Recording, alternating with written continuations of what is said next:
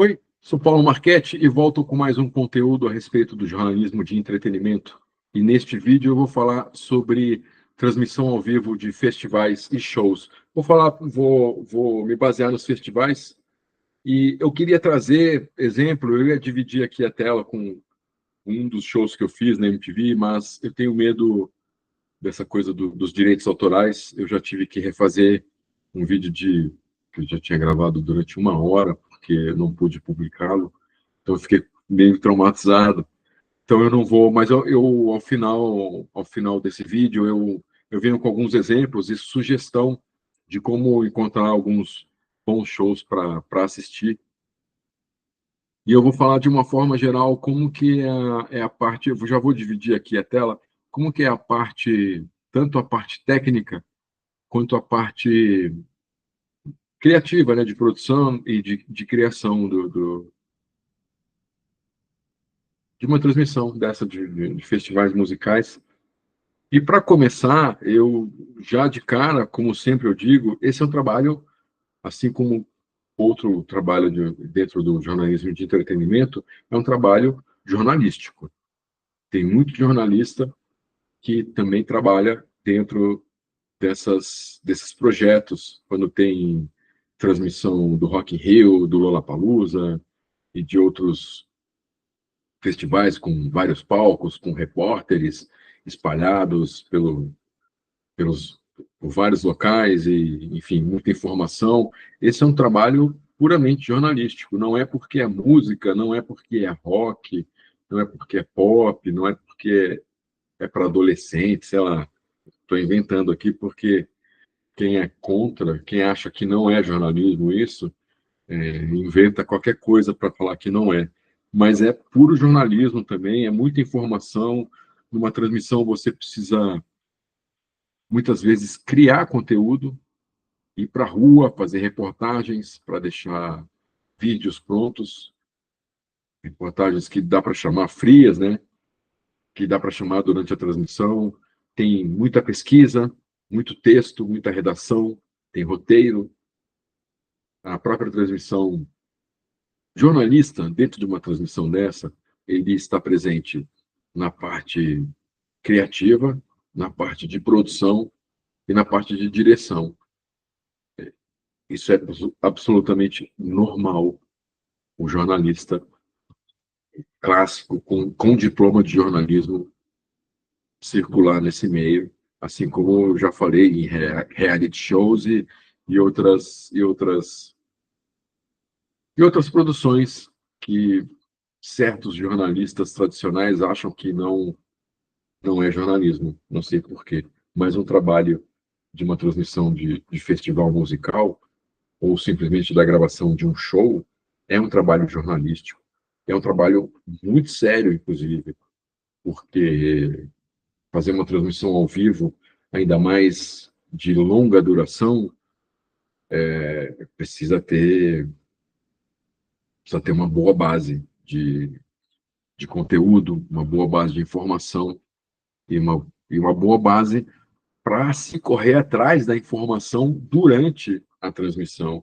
Isso é muito importante, você fazer apuração, enfim, está ao vivo, as informações aparecem às vezes pela metade, então a produção corre atrás para saber da outra metade dessa informação, o que você traz depois do break e tudo, aí começa uma correria, uma falação em rádio e vai nos bastidores. Então, assim, o trabalho jornalístico ele está muito presente numa transmissão como essa.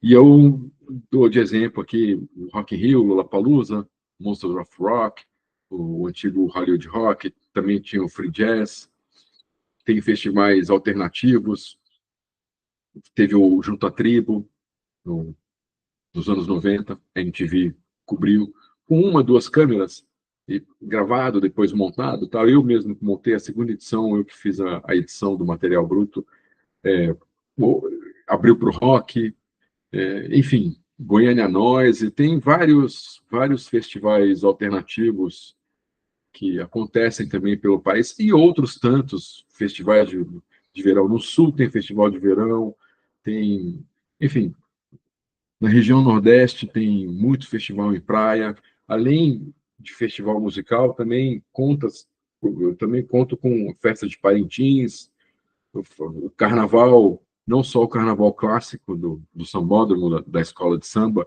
mas também, hoje em dia, tem transmissão de carnaval de rua, não sei porquê, mas tem.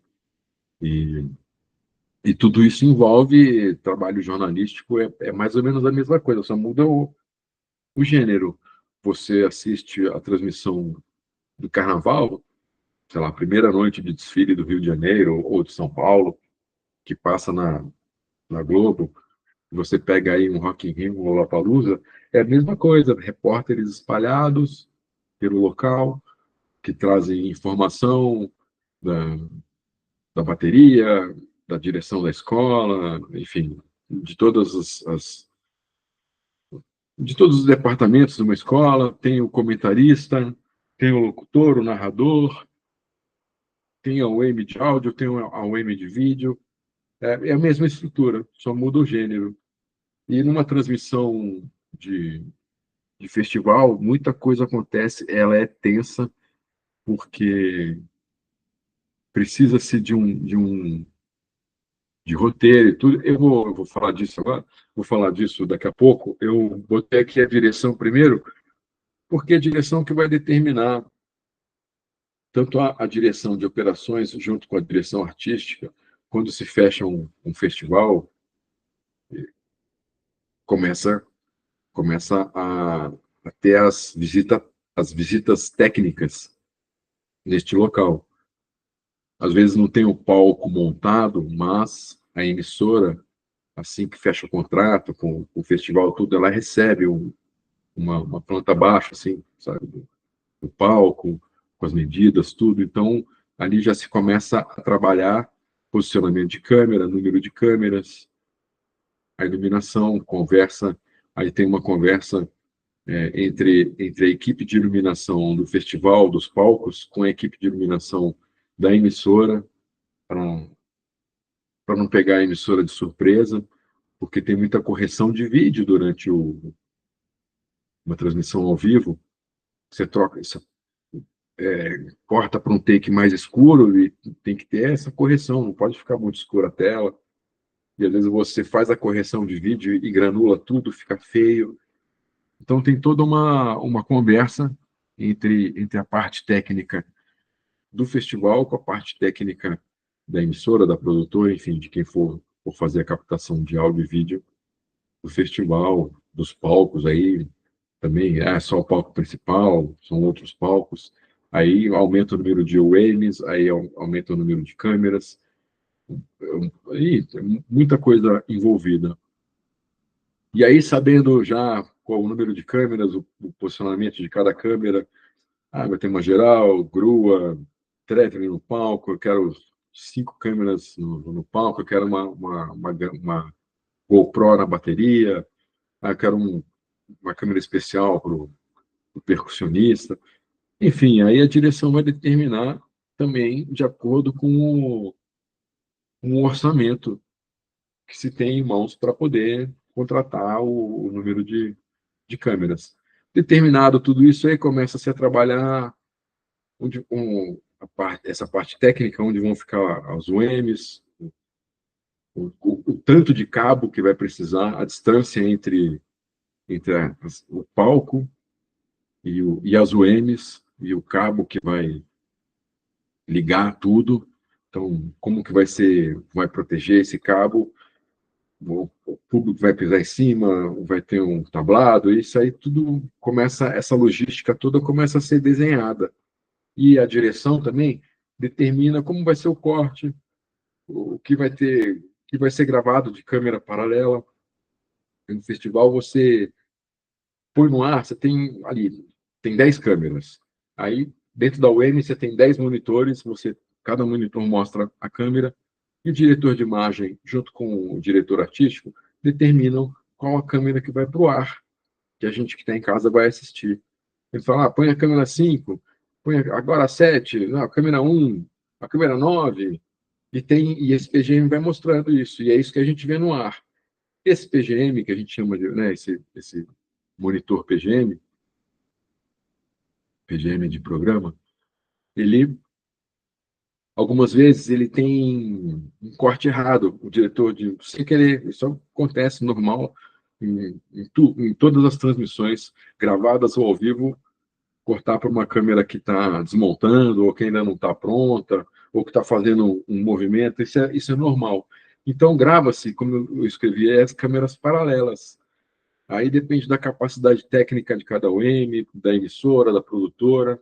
Aí o diretor vai determinar, bom, eu tenho 10 câmeras nesse show, eu quero gravar as 10. Ou ele pode falar, não, eu vou gravar 5. Ou a própria equipe falar, olha, a gente tem estrutura só para gravar 2.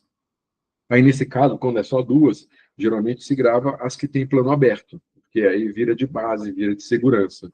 Porque cortou para uma câmera assim, toda mexida, você tem aquele plano aberto que é a segurança que está mostrando tudo, paradinho, numa boa. Então, geralmente, quando é para gravar uma ou duas câmeras no máximo, a opção é por câmeras com plano aberto.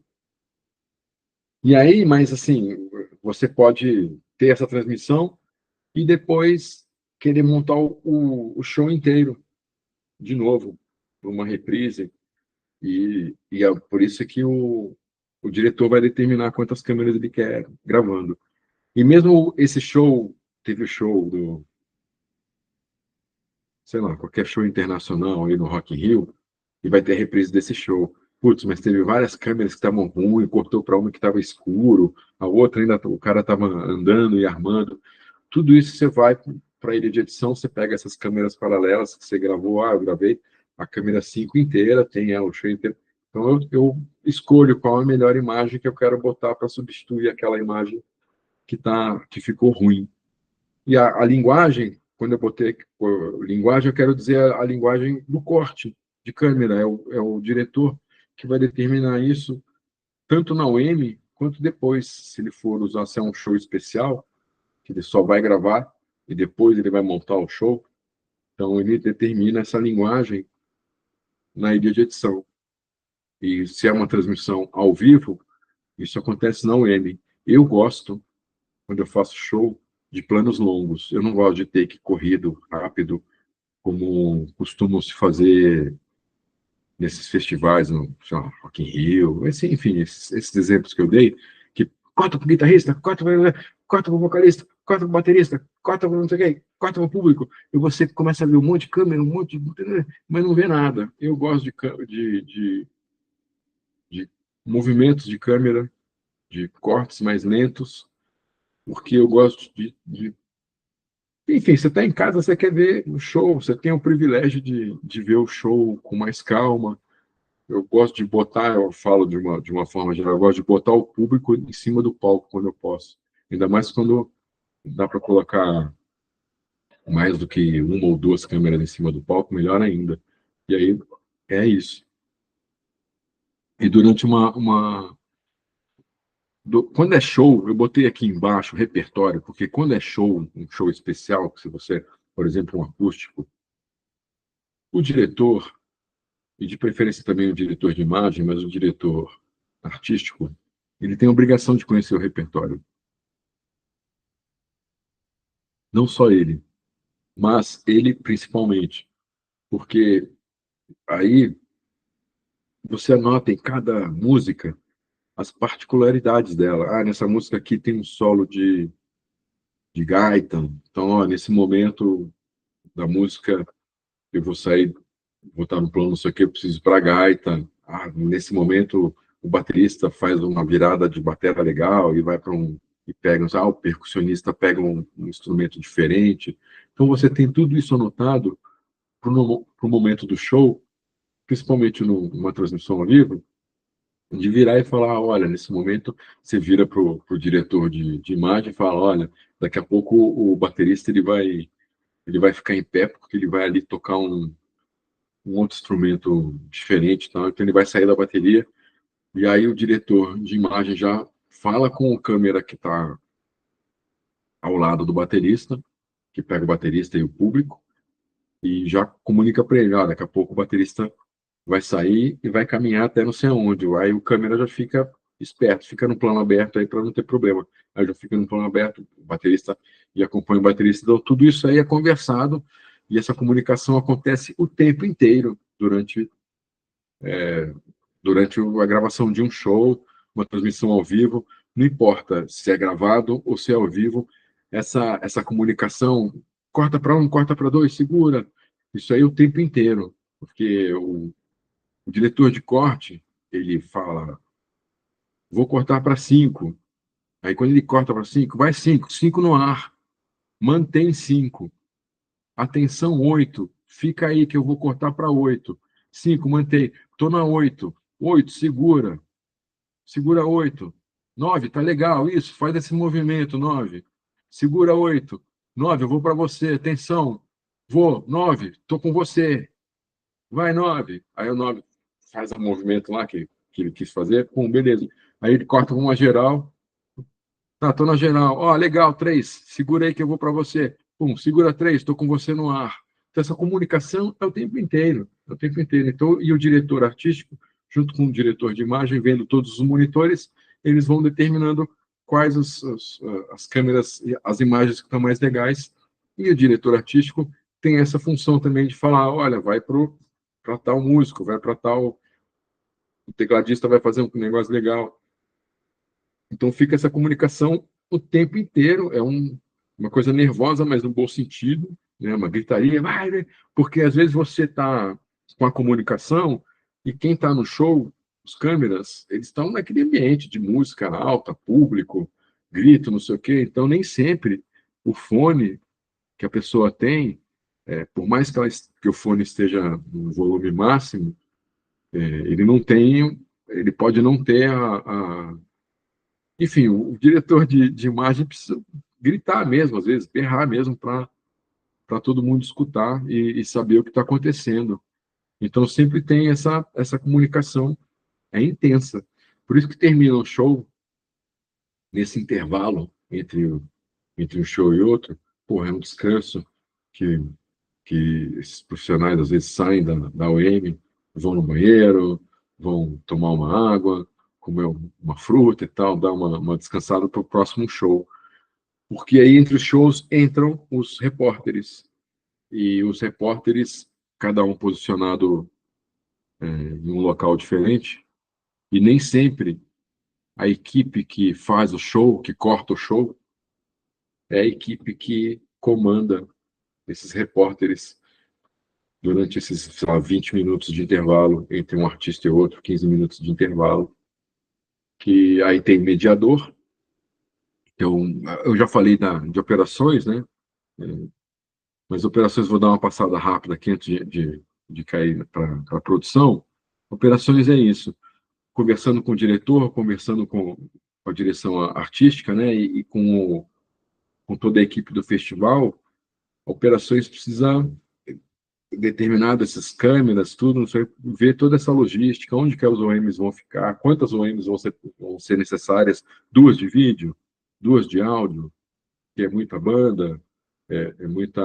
Não vamos misturar a UEM que vai fazer os shows de vídeo, né? Com a UEM de vídeo que vai fazer os flashes ao vivo. Então vamos ter duas UEMs, é melhor. Tudo isso aí é determinado conforme o espaço, conforme o tamanho da transmissão, um monte de coisa. A mesma coisa acontece com o áudio dos shows, que a equipe da emissora que vai transmitir o festival precisa conversar com a equipe do festival. Assim, é muito microfone, além do áudio dos repórteres, esses microfones todos que ficam espalhados. Às vezes tem microfone no público, pra, tanto para a televisão quanto para o próprio festival. Enfim, tudo muito conversado nos mínimos detalhes para poder pegar o áudio correto, para não errar na hora de apertar um botão, ou de se desenhar o áudio de uma banda e depois ele vir todo errado. Tem a equipe que fica na UM e manda esse PGM que eu falei no início, né? Esse sinal vai para o switcher, tem a equipe lá do switcher, que aí sim tem operador de GC, GC, que põe o nome das músicas quando elas começam. Então, todo mundo que faz parte dessa transmissão, ela inclusive tem a lista, o repertório da banda, para com a ordem de música, exatamente para poder botar o nome da música, sair, aí quando tem um repórter, põe o nome do repórter, vai entrevistar uma celebridade e tal, bate ali o switcher na hora, o nome de alguém, do público que vai ser entrevistado, tudo.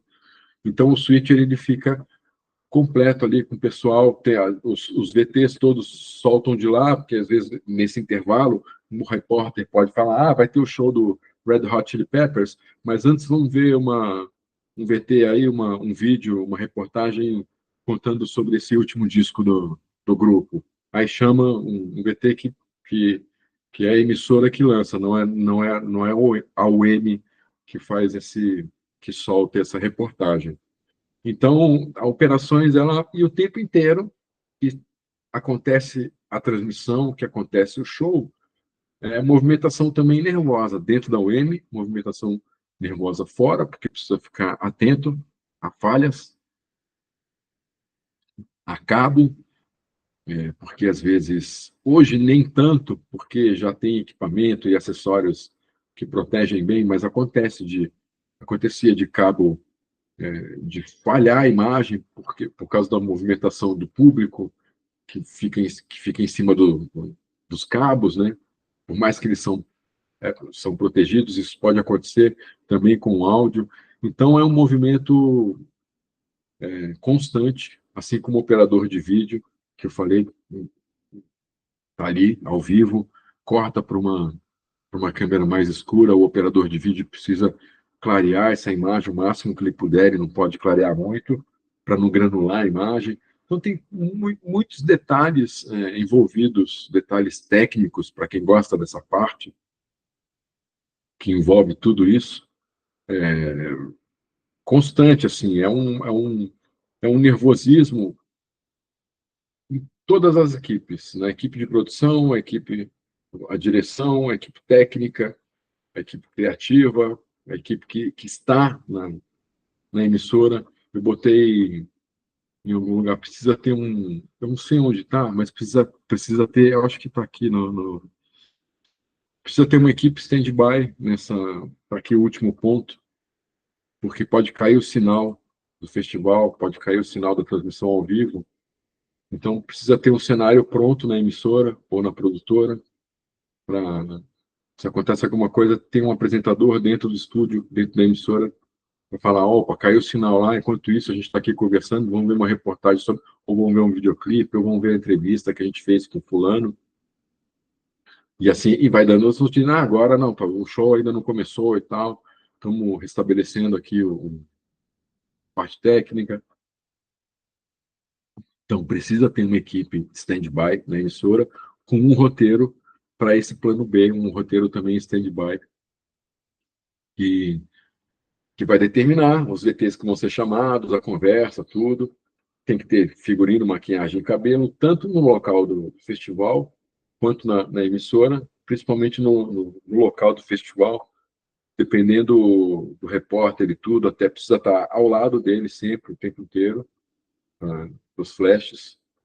E tem o cenário, onde fica o mediador, tanto o cenário da emissora, como eu falei agora, para a equipe stand-by, quanto o cenário para quem estiver mediando a transmissão, que geralmente é no local, então faz ali um sofazinho, cortina, tal, luz, precisa ter essa estrutura toda de, de cenário, áudio e vídeo para esse mediador, e a produção precisa ir atrás das autorizações, claro, das credenciais, isso já desde o começo. Fechou o contrato de transmissão, aí começa, assim como operações e a direção vai fazer a visita técnica, já tem também alguém da produção ali na visita técnica, e tem alguém da produção na base já também, falando com as pessoas do festival para pegar as autorizações e as credenciais necessárias para câmera, para todo mundo que for trabalhar, desde o estagiário até todo mundo que for trabalhar precisa ter as devidas autorizações e as devidas credenciais. E nesses festivais grandes nem tem as áreas restritas, e então é isso tudo tem que ter gente da produção para pegar os dados de todos os profissionais que vão trabalhar, que vão estar no local do show, RG, foto, tudo. É muito detalhe. Então, é uma equipe de produção grande que cuida dessa parte. Precisa ter uma sala base, uma infraestrutura mínima para toda a equipe, porque esses festivais eles começam meio-dia, 2 da tarde, e vão até, né, meia-noite, 2 da manhã, 3 da manhã. Então, a troca de equipe técnica e equipe de produção durante a transmissão. Então, precisa-se de uma sala que tenha água, que tenha fruta, que tenha um pão, que tenha o banheiro, local para guardar a mochila, tudo isso aí é super necessário, e é a produção que precisa providenciar isso para toda a equipe, e isso é junto com a equipe do festival. E a produção também, ao tempo inteiro, para lá e para cá, conversando, falando em rádio, comunicando. Às vezes a comunicação, ponto eletrônico, falha. Os 4 apresentadores, geralmente assim, apresentador na transmissão ao vivo é um no público, um nos bastidores, sei lá, 2 no público, um nos bastidores, e um no camarote, onde tem celebridade, tem outros músicos, e cada um tem o seu ponto eletrônico. Se não tem ponto eletrônico, tem alguém da produção em rádio, com direção ali, falando, olha, daqui a pouco a gente vai entrar, atenção, tem que ficar armado. Aí vê, ok, está no ar. Aí, né, tem toda uma comunicação também, seja, como eu falei, por ponto eletrônico ou não. A comunicação é constante de todas as partes, né? A equipe técnica fica se conversando o tempo inteiro, e a equipe de produção fica se conversando o tempo inteiro, e tem conversas de uma área que não interessa para outra, e tem conversas que precisam ter, enfim, está sincronizado. Ó, vai começar o show, e toda essa comunicação. Ó, o grupo já saiu do camarim, está se caminhando para o palco, então, para saber o horário. Então, ó, já chamou o show, o apresentador fala, então, ó, já vamos para o palco, que é o que acontece. Aí corta para a câmera geral e fica ali escuro, tudo escuro, e esperando o grupo. E a gente, e quem está no bastidor, quem está fazendo a transmissão, sabe que o grupo já subiu, a, a escada já está ao lado do palco, estão colocando lá o ponto eletrônico deles, estão se preparando, e, ok, já vai, olha, eles estão entrando. Toda essa comunicação, beleza, ela está entrando, então o diretor de imagem já sabe que está entrando, e fica na geral, porque no começo de show, por exemplo, nunca sabe o que vai acontecer, qual luz que vai ser acendida primeiro, qual o músico que vai tocar primeiro, então mantém a geral. Aí quando a luz aparece, começa a música, aí sim, vai para as câmeras mais próximas. Então a produção, ela tem que estar atenta e tem que dar apoio para a equipe de criação, os repórteres, enfim, e para a equipe técnica. A produção trabalha, como toda produção, trabalha para burro. É a primeira a chegar no local e é a última equipe a sair do local, porque precisa desproduzir depois tudo, a sala, ver se está tudo bem, se todo mundo foi embora, se ficou alguma coisa, enfim. Produção é mínimos detalhes mesmo. Em relação ao conteúdo de uma transmissão que, como eu falei, demora, porra, às vezes começa meio-dia e vai até 3 da manhã. Eu fiz o Monster of Rock de 98, que não teve, a gente só gravou os shows e só fui eu que fiz, só eu de diretor. O primeiro show foi meio-dia, começou. E eu fui até 3 horas da manhã, que foi o momento em que terminou o show do Slayer. Então, eu fiquei do meio-dia às 3 da manhã dentro da UEM. Eu só saía nesses intervalos de 15 minutos, 20 minutos, para ir ao banheiro, comer um sanduíche tomar uma água e mandar pau. Fiz. Teve colega que falou, pô, você devia ter entrado no Guinness Book, mas eu nem pensei isso na época. Mas foi uma pauleira. Nem lembro quantos shows foram, mas eu lembro que começou meio-dia e terminou 3 da manhã. Durante uma transmissão, o conteúdo precisa estar bem definido do que vai ser mostrado, do que vai ser falado, porque além das informações que vão ser dadas durante a transmissão, os repórteres que estão lá no local, é necessário a equipe estar preparada para eventualidades e também para conteúdos extras, não só por problema técnico e tudo, mas ter isso também em roteiro, de chamar reportagens biográficas a respeito do artista que vai tocar, a respeito do disco que acabou de ser lançado, ou de algum outro fato de alguém do casting do festival. Enfim, prepara-se VTs frios que possam ir ao ar. Às vezes um show atrasa e não tem assunto, porque os bastidores nada acontece, porque está todo mundo tenso, esperando o grupo chegar. No público também, ali, o máximo que você consegue é pegar um fã ali e falar, não, pô, tô aqui esperando. E também é um momento em que, enfim, pode não ter assunto. Isso acontece. E na falta desse assunto ali, do local, é bom ter esses VTs frios, que você pode. Ou até mesmo videoclipe, sabe? Você pode botar no ar para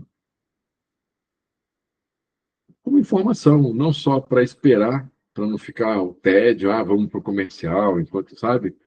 Para ter um conteúdo bacana. Porque quando você põe esse tipo de coisa, você não sabe que o show está para começar, mas está demorando, cadê? Não acontece.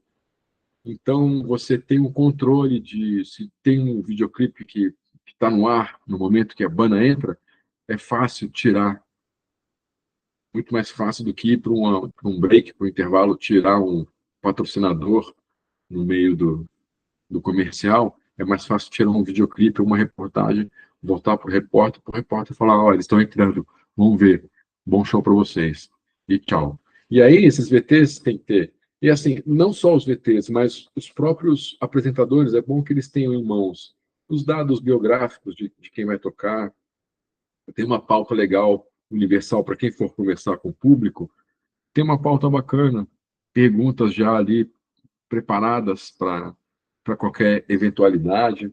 Acontece muito também de enquanto em um intervalo o mediador da transmissão conversa com quem está nos bastidores, o repórter que está no público está fazendo uma reportagem rápida ali, pegando vários depoimentos para fazer um VTzinho rápido sobre algum assunto ali. E aí o mediador chama, olha, o fulano acabou de falar com o público ali várias coisas, vamos ver o que aconteceu. Então dá para fazer, dá para criar esses VTs também na hora. Não é normal isso acontecer, não é corriqueiro, mas acontece. Então eu preciso ter esse um conteúdo preparado à mão para poder, enfim, sempre passar informação, principalmente nesses momentos de, ai, putz, estamos aqui esperando, não tenho o que falar e tal. Você tem ali os dados biográficos do artista que vai tocar, você pode falar alguma curiosidade. Enquanto o mediador está falando, você pega ali a reportagem, não, tá, beleza. Chama para mim, então, olha, ele vai fazer um show agora, esse show que a gente vai ver, ele acabou de vir da Europa, e lá o show foi bacana, foi lotado, sei lá, estou chutando aqui uma informação, mas é sempre bom. E o tempo inteiro, como você pode perceber, estou falando de informação, e não à toa, lembrando o começo do vídeo, não à toa, esse é um trabalho puramente jornalístico, não mesmo sendo música. E para terminar, eu trouxe alguns exemplos aqui de shows bacanas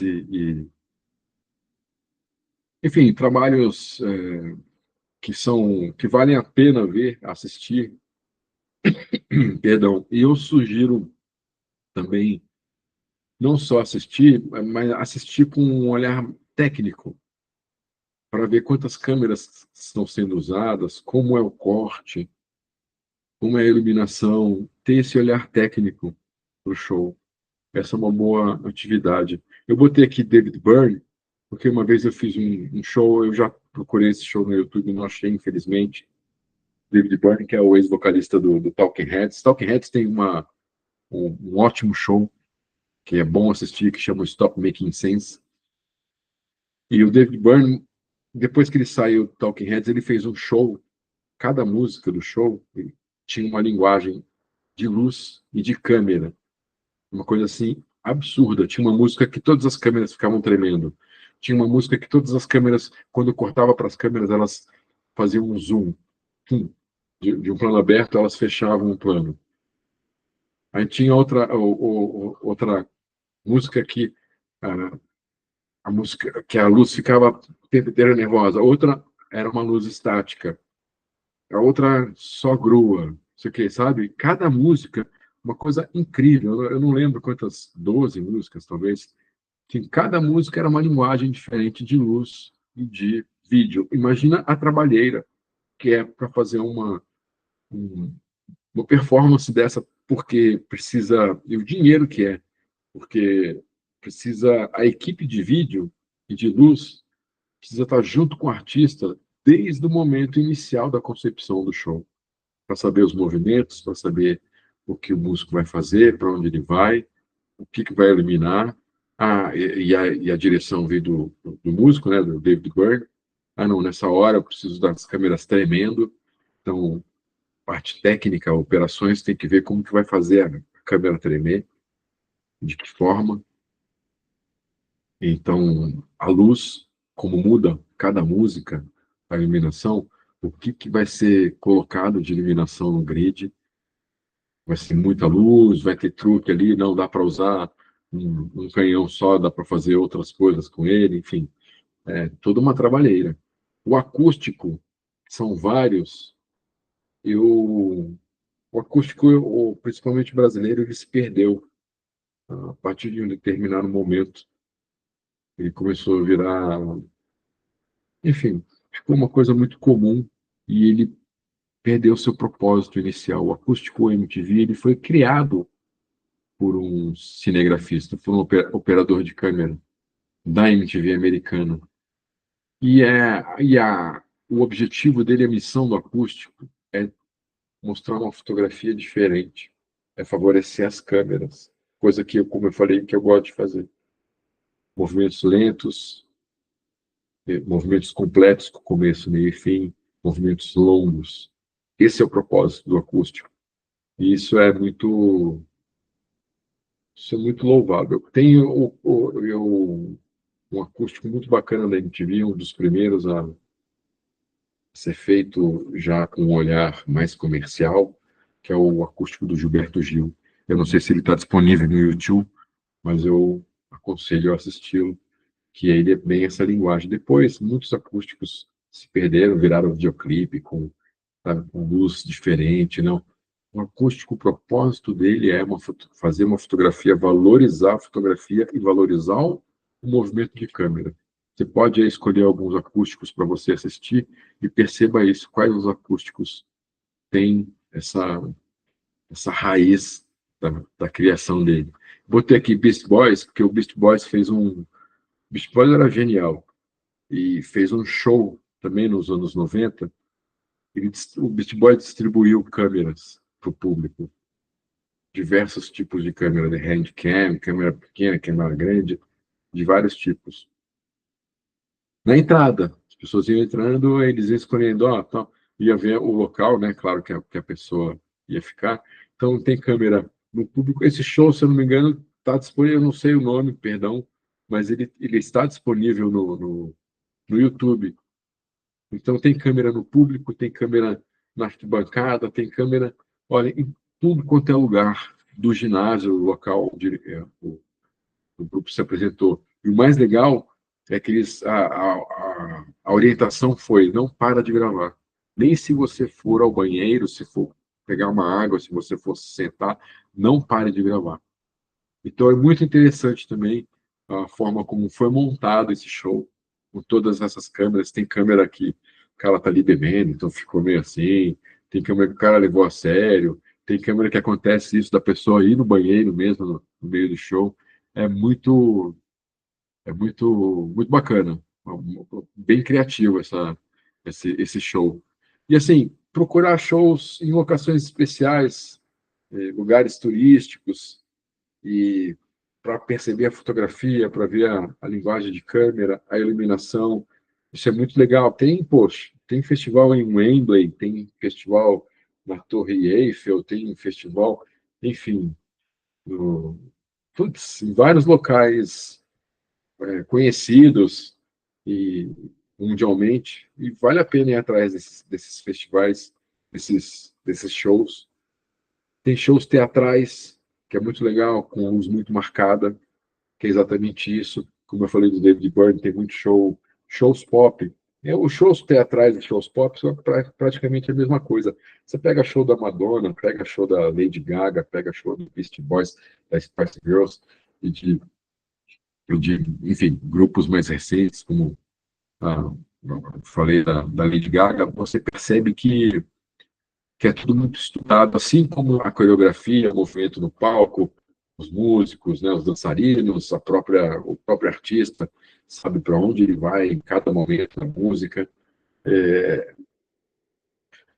Você vê quando esses shows são gravados e transmitidos, você percebe que há um corte, exatamente porque a direção acompanhou a criação do show, sabe o que vai acontecer em cada momento de cada música. Então, corta-se a câmera no momento certo, o artista vai correr, ou não sei quem vai pular, ou a bateria vai girar, ou a luz não sei o quê, aí corta para um plano geral para mostrar todo o ginásio, que vai iluminar o público e tal. Tudo isso é muito bem marcado, muito bem pensado. Então também vale assistir, procurar esses shows de artistas pop, não só atuais, mas esses artistas, principalmente dos anos 90 para cá. E, e é isso, é uma trabalheira do cão fazer uma transmissão ao vivo, são muito preparo antes de acontecer e para exatamente não dar nada errado, não ter nenhum problema. E se tiver problema técnico, se tiver algum imprevisto, qualquer uma das equipes, tanto a equipe técnica quanto a equipe de criação, de roteiro e direção, estará preparada pelo imprevisto por saber como por ter feito a imersão no trabalho e saber o que vai acontecer, por ter um roteiro. Então, se acontece alguma coisa errada, já se sabe o que fazer. Inclusive, tem, como eu falei, uma equipe stand-by dentro da emissora. E é essa trabalheira que, que um festival exige, que uma transmissão de, de show exige. Eu virei com outros exemplos também, mas vou falar mais de show, de musical e de documentário musical, inclusive, e em outros vídeos. Eu quis dar realmente só uma geralzona do que acontece, como é feito esse tipo de transmissão. Espero ter ajudado com esse conteúdo de alguma forma para quem precisa saber disso. E agradeço a companhia em mais esse vídeo e até o próximo. Um abraço.